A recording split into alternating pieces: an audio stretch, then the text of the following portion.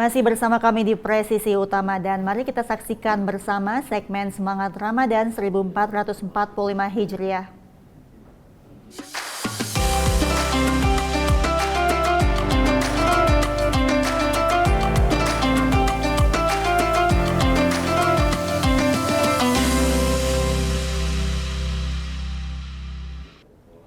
Divisi Humas Polri menggelar sholat berjamaah di Gedung Serbaguna Rastra Sewa Kota di Gedung Divisi Humas Jakarta Selatan.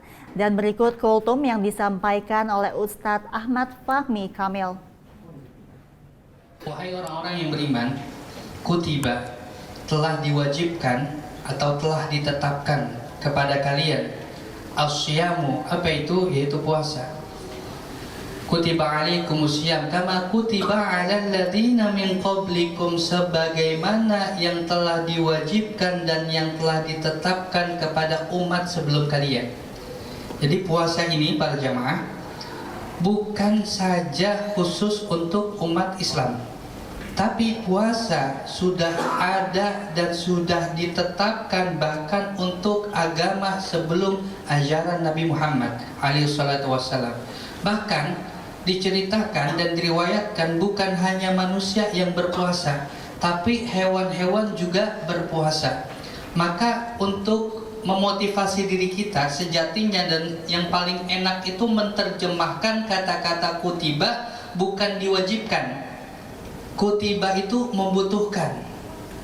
Jadi kita umat Islam, orang-orang yang beriman, kutiba alaikumusiyam, kita ini sangat membutuhkan yang namanya puasa.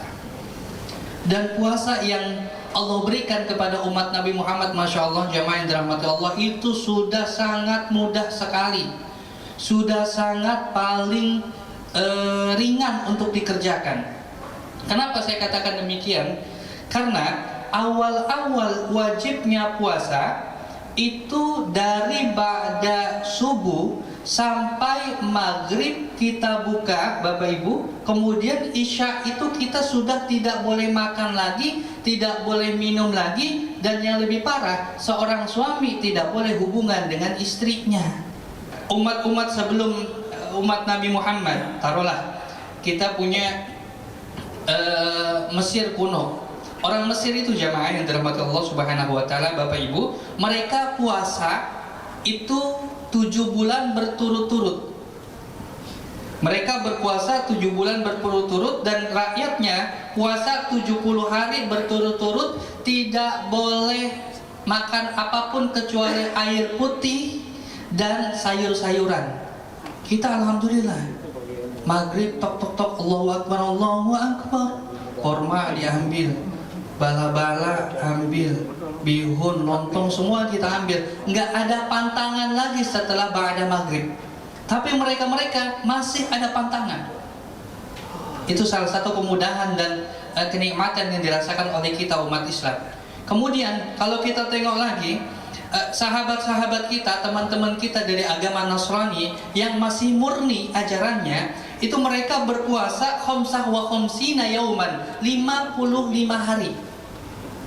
Disebut dengan apa puasanya? Puasanya disebut dengan as-saumul muqaddas, puasa untuk penyucian diri. Mereka menyebutnya as-saumul muqaddas. Berapa hari? 55 hari. Wa yasumuna salasa wa arba'ina yauman saum al-milad, dan kalau seandainya mendekati hari ulang tahunnya, mereka puasa 43 hari, Pak. Jadi kalau di Jawa ada yang namanya puasa weton. Puasa weton itu ngikutin puasanya Nabi Muhammad. Nabi Muhammad ketika ditanya kenapa puasa hari Senin, Nabi Muhammad jawab, "Zaka yaumun wulidtu fihi." Pada hari itu saya dilahirkan. Akhirnya orang-orang Jawa itu mengikuti apa yang dilakukan dengan Nabi yang disebut dengan puasa weton. Kalau Nabi Muhammad hari Senin, kalau kita misalnya ada yang hari Sabtu, berarti puasanya dari Jumat, Sabtu, kemudian Minggu. Nggak ada bedanya dengan yang disebut dengan Ayyamul Bait, yaitu puasa 3 hari. Jadi semua yang dilakukan oleh kita umat Nabi Muhammad alaihi salatu wassalam sudah sangat-sangat dimudahkan oleh Allah Subhanahu wa taala. Bahkan Bahkan jemaah yang dirahmati Allah, kalau ada di antara kita yang berpergian kurang lebih 83 kilo, itu boleh untuk memilih antara puasa dan tidak puasa. Dan kelebihannya lagi, ini bukan dilihat daripada masyakoh atau kesulitan, tapi dilihat daripada jaraknya.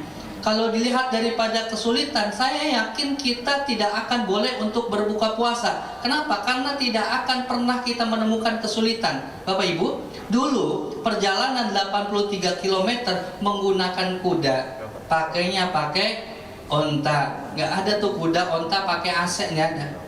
Kalau sekarang naik mobil ada AC-nya, ke kantor ada AC-nya. Makanya teman-teman ini senang sekali sama ada adigium, ada kaidah namanya niyamu shaim ibadah. Tidurnya orang yang berpuasa adalah ibadah. Dan saya sepakat itu.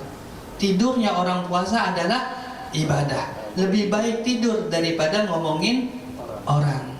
Karena ngomongin orang bisa mengikis pahala kita. Lebih baik tidur. Kalau tidak ada pekerjaan. Kalau ada pekerjaan jangan sampai tidur, begitu ya. Jadi dilawannya sama pekerjaan sama tidak ada pekerjaan gitu. Kalau ada pekerjaan kemudian tidur, ambil pekerjaan. Mudah-mudahan kita semua yang hadir di tempat ini Allah mudahkan untuk istiqomah sampai 30 hari terakhir Ramadan. Wabil khusus untuk bapak-bapak dan ibu-ibu, mungkin ada halangan, nanti ada yang 10 hari. Kalau udah 10 hari jadi tambahin jadi 15 hari ya Bu. Jadi kalau 10 hari tetap 10 hari. Jangan pura-pura tidak puasa lagi, halangan begitu Bapak. Juga mudah-mudahan Allah Subhanahu wa taala mudahkan kita, dan nanti tanda-tanda puasa kita diterima sama Allah Subhanahu wa taala adalah Allah mudahkan kita untuk puasa Syawal. Karena tanda ibadah diterima sama Allah adalah Allah mudahkan untuk melanjutkan ibadah selanjutnya. Tanda tarawih kita diterima di malam pertama, Allah mudahkan kita untuk tarawih di malam kedua. Tanda tarawih kita diterima di malam kedua, Allah mudahkan kita untuk tarawih di malam ketiga. Itu tanda-tanda yang sangat mudah, indikasi yang sangat mudah untuk mengetahui apakah ibadah kita diterima atau tidak di hadapan Allah Subhanahu wa taala. Mudah-mudahan kita semuanya berdoa, keluarga kita, anak-anak kita dijadikan anak-anak yang sholih dan sholihah. Amin ya Allah ya rabbal alamin. Dalam rangka menciptakan keamanan dan ketertiban masyarakat selama bulan suci Ramadan, Polres Aceh Barat, Polda Aceh, menurunkan puluhan personel untuk mengamankan pelaksanaan sholat tarawih di masjid-masjid yang ada di Kabupaten Aceh Barat.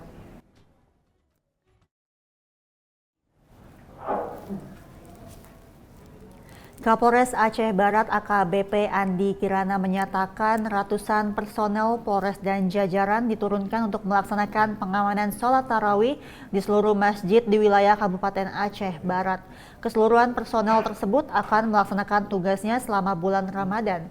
Hal ini dalam pelaksanaannya di lapangan, selain melaksanakan pengamanan saat jemaah sedang melaksanakan ibadah sholat tarawih, personel juga melaksanakan pengaturan lalu lintas khususnya di masjid-masjid yang lokasinya berada di pinggir jalan besar, serta mengatur parkir para jemaah. Kapolres menyampaikan selain melaksanakan pengamanan saat sholat tarawih, personel Polres dan jajarannya akan mengintensifkan kegiatan patroli.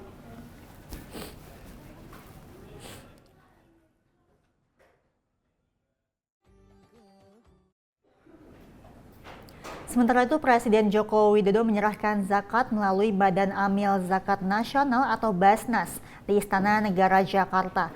Penyerahan zakat ini juga diikuti oleh Wakil Presiden Ma'ruf Amin dan sejumlah Menteri Kabinet Indonesia Maju serta pimpinan lembaga tinggi negara.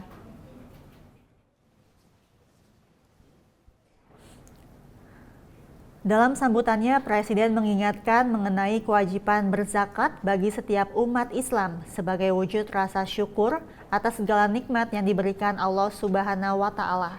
Presiden pun berharap menunaikan zakat dapat menjadi penyempurna ibadah umat Islam di bulan Ramadan ini. Di sisi lain, Presiden juga mengingatkan kepada Basnas sebagai badan pengumpul zakat untuk menyalurkan zakat secara tepat sasaran. Sementara itu, Ketua Basnas Nur Ahmad dalam laporannya mengatakan bahwa gerakan cinta zakat yang dicanangkan oleh Presiden Jokowi pada April 2021 silam telah memberikan dampak signifikan terhadap kinerja pengumpulan zakat secara nasional.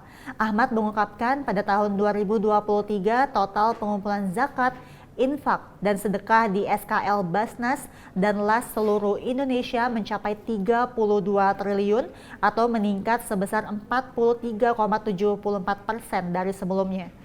Pada kesempatan itu juga Basnas memberikan penghargaan Lifetime Achievement Basnas Award kepada Presiden dan Wakil Presiden atas peran besarnya terkait zakat.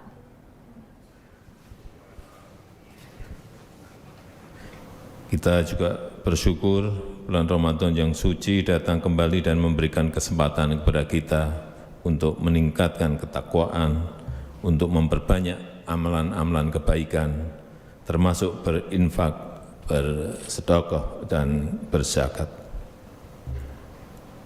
Berzakat adalah kewajiban setiap umat Islam sebagai wujud syukur dan terima kasih atas berkah yang tak terhingga yang senantiasa dianugerahkan oleh Allah SWT kepada kita. Dengan berzakat kita memperkuat fondasi keimanan, menolong kaum du'afa, mensucikan jiwa dari sifat kikir, meningkatkan ketenangan batin. Dan terakhir saya berpesan agar dana zakat yang terkumpul disalurkan tepat sasaran, disalurkan kepada masyarakat yang benar-benar membutuhkan, memberikan kebahagiaan kepada mustahik dan ketentraman kepada muzaki. Semoga zakat yang kita keluarkan menyempurnakan ibadah Ramadan kita, meningkatkan ketakwaan kita kepada Allah SWT.